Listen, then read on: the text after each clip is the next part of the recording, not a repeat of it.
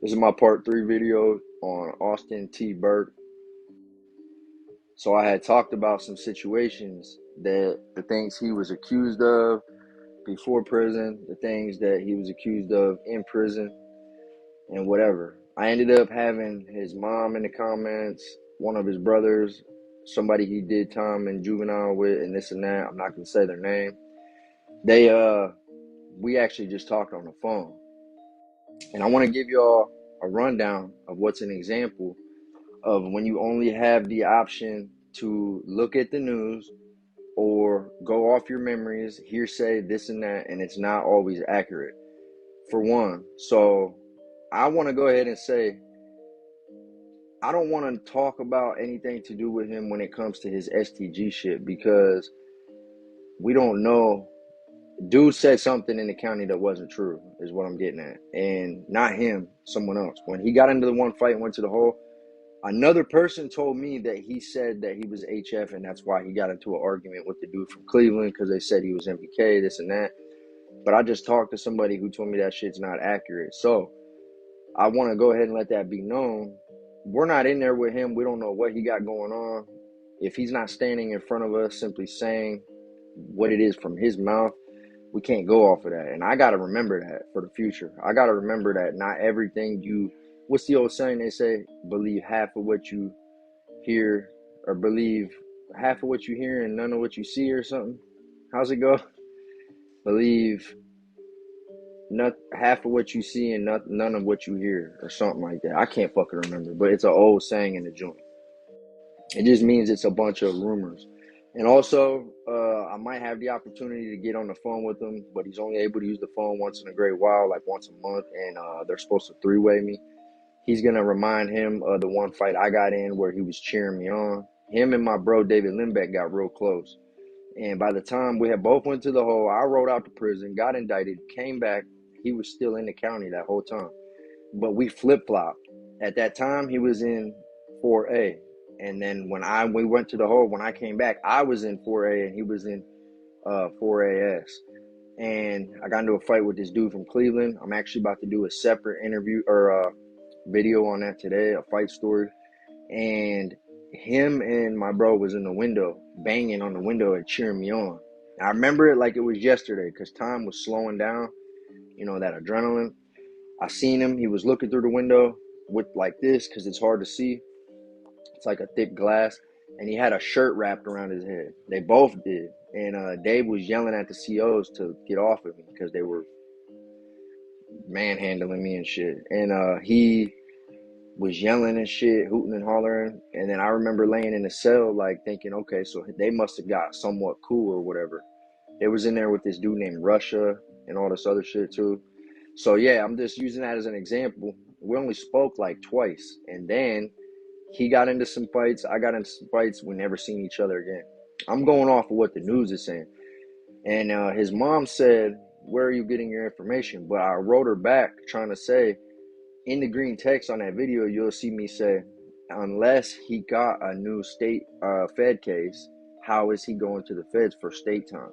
I was saying I've never heard of this, but other people in the comments told me it is kind of common and it happens once in a while. If they think you have any kind of influence in the prison system, they'll send you where they want to be able to keep an eye on you.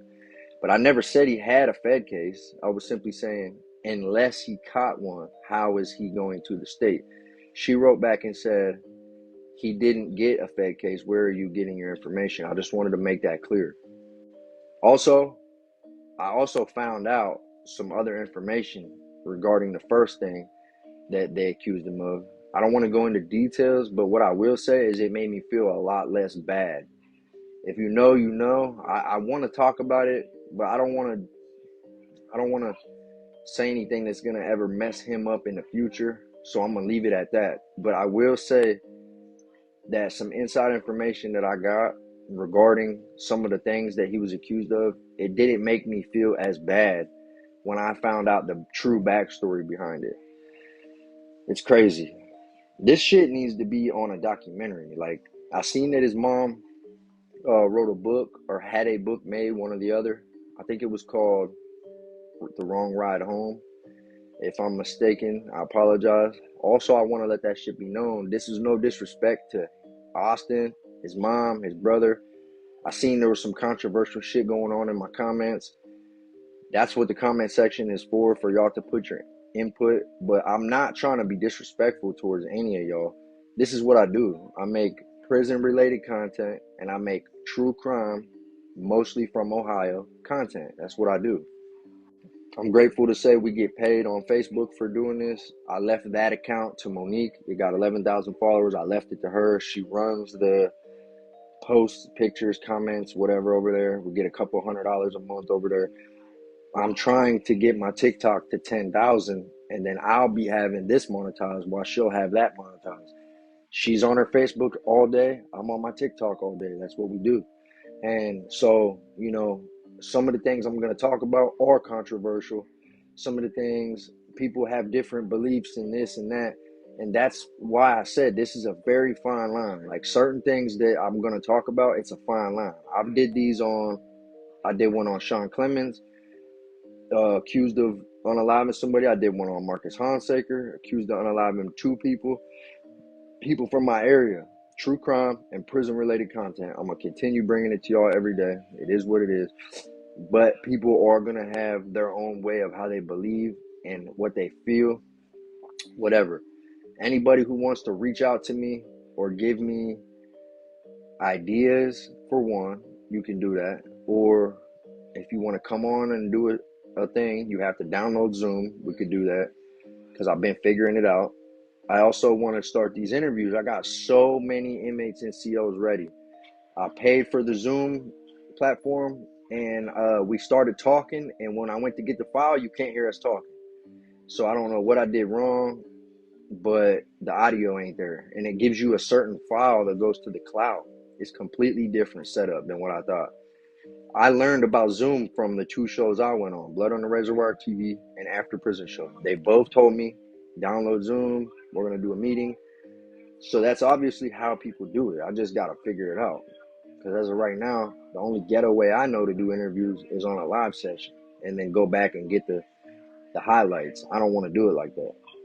So yeah, I just want to let that be known. No disrespect. Me and Austin had a mutual friend. He did get into some fights in there. The one dude who told me he was arguing with the black dude from Cleveland over whether he was HF, Heartless Felons, or MBK, my brother's keeper, which is the white dudes from the Felons. Someone very, close to him who knows inside information told me that that's not true. And that at one point they were beefing with some HFs when they was in DYS. So that's just an example that you can't just go off what you hear. And that's my fault. I should have never did that. I should have never just took one memory from one person saying something. Oh yeah, no wonder why he's acting like this. He's a HF, whatever. And they usually are pretty rowdy and they want to make a name for themselves. But just because that one person said that doesn't mean I should have put that on his name. You see what I'm saying? There's a lot of ins and outs, twists and turns in this bumpy road, any kind of life with crime and any kind of life within the prison system. You really can't just believe everything you hear. And even with me making these videos off based on what I learned on the news, it's not always accurate. They don't even put everything in the news, for one. And when they do, it's not always true. Like I told y'all, I had some cases that they said was completely, they were trying to pin things on me and saying that me and the dude I was with and these two black kids I know, they try to say that we strategically robbed these stores at the exact same time so that the cops, whatever. Yes, we did know them people. And yes, we were within a few block radius. It was just a coincidence though. So the news put our cases together as one and said we purposely did this. They even put our mugshots right next to each other. We weren't even around each other that night. So to all the news people out there, y'all just get paid to make whatever and don't even got your facts straight. I'm trying to avoid that. I am bringing y'all true crime and prison content. I want it to be as accurate as I can, and I also keep it as real as I can. That's why I told y'all I don't got no filter. I don't sugarcoat anything. If I offend people, then get off my shit. Quit following me. Don't watch my videos. But I'm trying from this point forward to make sure everything I say is 110% accurate. So take it how you want. Until the next one, stay safe, stay free, stay blessed.